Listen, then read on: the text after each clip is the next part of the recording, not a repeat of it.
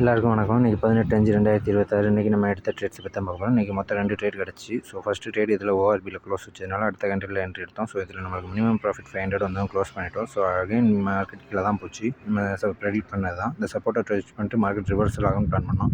So touch பண்ணிட்டு reversal ஆச்சு. இதில் வந்துட்டு நம்ம ஒரு என்ட்ரி எடுத்தோம். இந்த கேண்டில் ஃபேர் வேல்யூ கேப் படி இதில் இதில் இருக்க ஆர்டர்ஸை புக் பண்ணிவிட்டு திருப்பி கலெக்ட் பண்ணிட்டு திருப்பி மேலே போச்சு. ஸோ இந்த கேண்டில் எடுத்து ஒரு 400 ப்ராஃபிட் வந்து க்ளோஸ் பண்ணிட்டோம். ஆனால் மார்க்கெட் இந்த இடத்துல சப்போர்ட் வரைக்கும் போயிட்டுருக்கு. இதில் ஒரு 1 ஹவர் சப்போர்ட் ரெசிஸ்டன்ஸ் இருக்குது. ஸோ அங்கே போயிட்டு மார்க்கெட் ரிட்டர்ன் கீழே வரும். பட் நம்மளுக்கான ட்ரேட் அவ்வளோதான். 2 ட்ரேட் எடுத்துட்டோம். நம்மளுக்கு தேவையான அளவு ப்ராஃபிட் 913 பண்ணிட்டோம். ஸோ நம்ம இன்றைக்கி பண்ண ப்ராஃபிட்டை இன்றைக்கி வித்ட்ரா பண்ணிடலாம். 913 நம்மளுக்கான இன்றைக்கி ப்ராஃபிட் 771 தான் நம்மளுக்கான இன்றைக்கி ப்ராஃபிட்.